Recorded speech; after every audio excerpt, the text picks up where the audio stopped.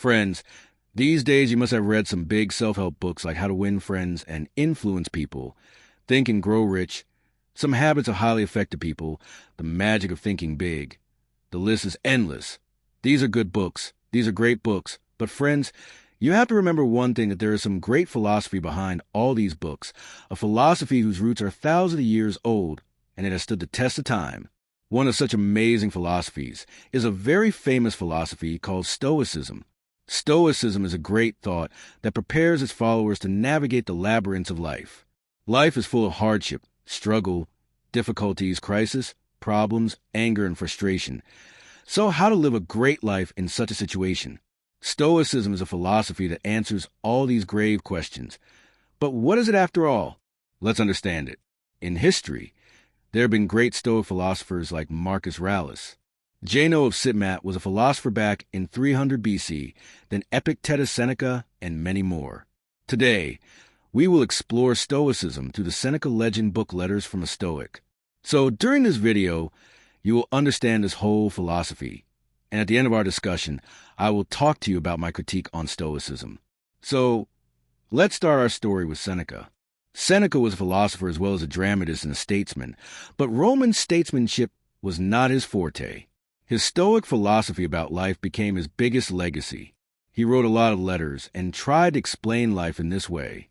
This book, Letters from a Stoic, is a collection of his 124 letters, which he wrote just 3 years before his death. Well, the interesting thing in this is that he had written these letters to a Roman present in Sicily. The official name of the letter was Lucas, but the beauty of these letters is that they look like open letters which any person can read, understand, and implement. Today, through these letters, only I will explain the entire Stoic philosophy to you. So, let's start our chat, friends. One thing which differentiates us from animals and other things in the world is our mind. Our mind is the most unique organ. We have animals also eat, drink, bathe, have sex, produce children. They also take care of their children to some extent. But one thing which animals cannot do is to think and understand. Thinking is rationally the greatest superpower. It is absolutely correct that rational thinking makes us human. When we use our mind in its true form, it gives us wisdom. And let me tell you, friends, that achieving wisdom in life is the primary aim of our life. But this is a very big claim. Hence the question arises that what does it mean to be? There can be many definitions of wisdom, but Strauss looks at it in a unique way. According to Strauss, wisdom and intelligence lie in living our lives the way nature wants us to live. Living a life that is aligned with nature. Seneca said that nature's plan for humans is that we live a simple and easy life, avoid the pleasures of the world, do not accumulate wealth, and do not run after fame, because all these things are against the order of nature, and if you want to live a happy life in the true sense, then you will have to do what nature wants. But how to acquire this wisdom? Should you keep reading books all the time like a bookworm, or should you lock yourself in the library? What should you do? Friends, one thing is certain, that to some extent this wisdom will come to you by reading, by acquiring knowledge, by doing extensive study. But here another question arises at, brother, what should you study if you study? What should I study?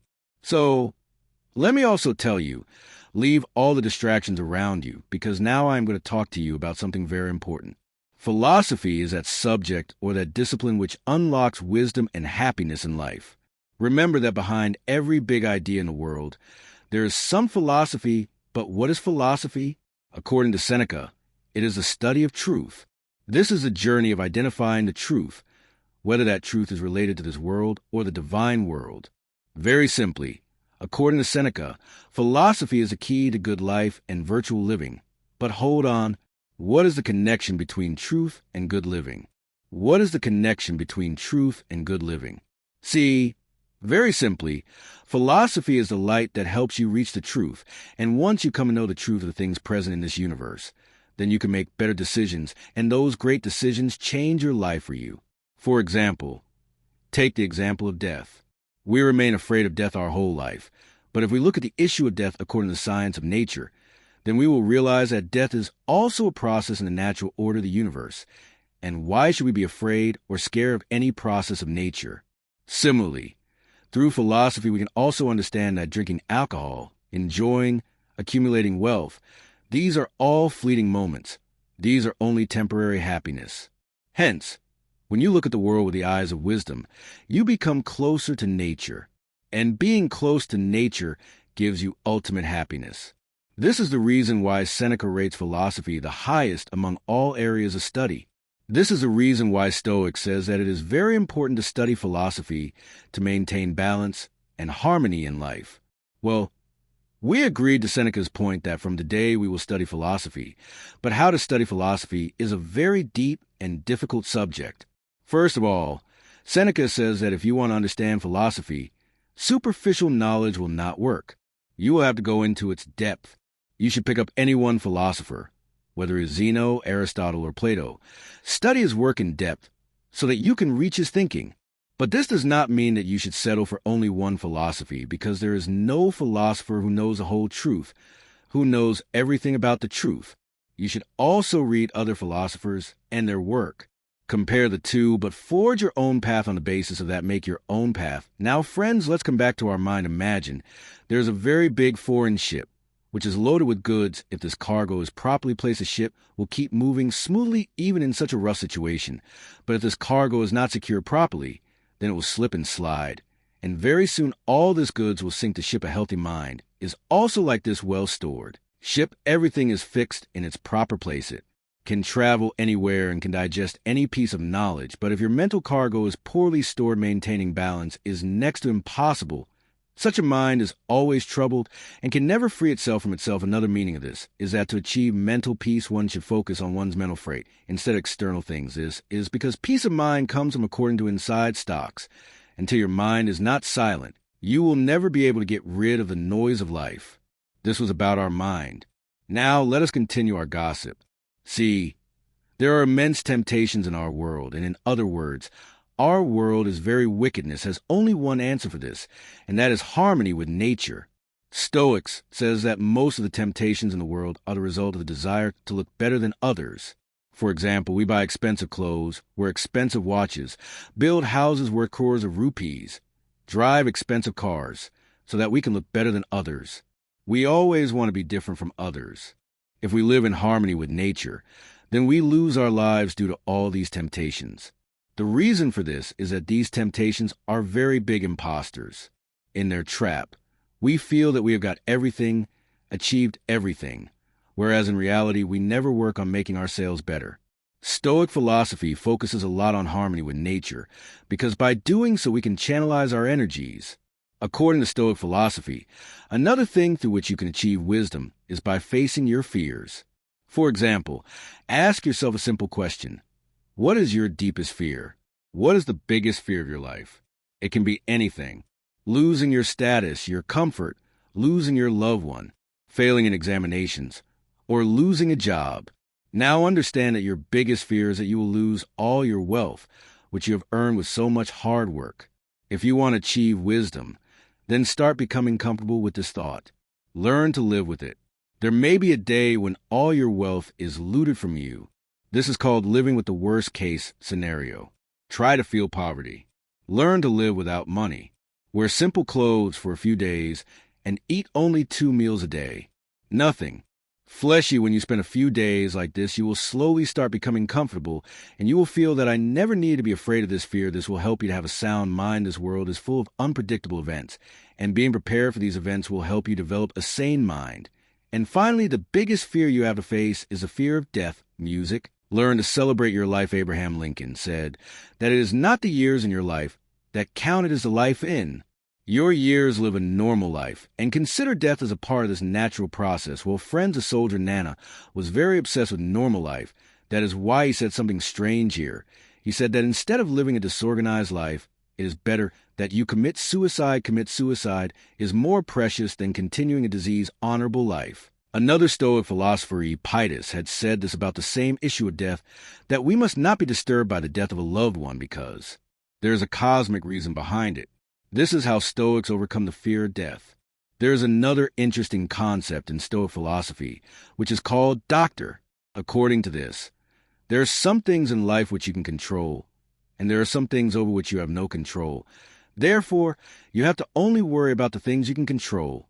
For example, you have reached the train station on time, and whether the train will be late or it will never come is not your issue at all. So you don't need to worry about it, because it is not in your control.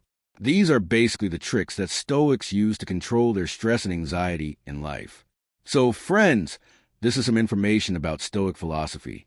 Friends, I personally have a deep disagreement with the Stoic philosophy because it is against my nature. The first reason for this is that Stoic philosophy somewhere stops the flight of man. It stunts the growth of man. In the pursuit of harmony with nature, it becomes an obstacle in our progress. This is also somewhere similar to Sufi thought, in which a man forgets himself in pursuit of finding God, forgets his world, and spends his whole life in a stagnant manner without realizing it. In the pursuit of overcoming stress and anxiety, this is an alignment with nature. Whereas according to me, if there is no stress and anxiety in life, then there can be no growth in life. Struggle is the main foundation of life. Unless your life is running behind some progressive ideal, and there is no struggle in running behind that progressive ideal, then this life is meaningless, and purposeless. My second disagreement is with Stoic philosophy due to its belief in providence.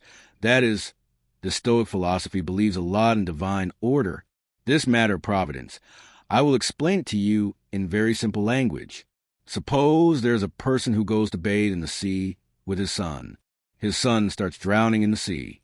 He goes to save his son but fails and his son dies. Stoic philosophy says that, friend, you tried to save him, but he died because it was a part of the natural order. Therefore, crying for him is not a depressive act. There is no need to be sad. So basically Stoics say that live without emotions. But how can life be lived without emotions? This is a very major flaw of Stoicism, that it does not teach how to integrate emotions in our life. And friends, remember that the balance of rationality and emotions creates happiness in life. What a wonderful thing Immanuel Kant has said about this in the harmony of our passions with our overall life is equal to happiness. Another very major flaw of Stoicism is that it is an insane belief in the natural order of things. That is, if you are born a slave, then Stoic philosophy says that you should just accept it. This thinking is against the agency of life. It is against the flight of man. It is against the height of human thinking. If I have an option that at one place there is a comfortable and comfortable life, and on the other side there is a life in which there is no happiness, there is anxiety, there is stress, there is struggle, but man has the power, there is flight, and there is progress, then I will always choose the latter. That is why I do not agree with many points of Stoic philosophy. People who are in pursuit of serenity, work, and tract, they must follow philosophy of Stoicism. On the other hand, people like me, whose only purpose in life is to optimize their potential, it is better to study Friedrich Nietzsche. On this point, we end the video with a couplet of Iqbal Sahib, behind which my philosophy of life is hidden, which is obviously against tism. The stars get scared of the rise of a man in khaki, that this broken star may become perfect. Goodbye.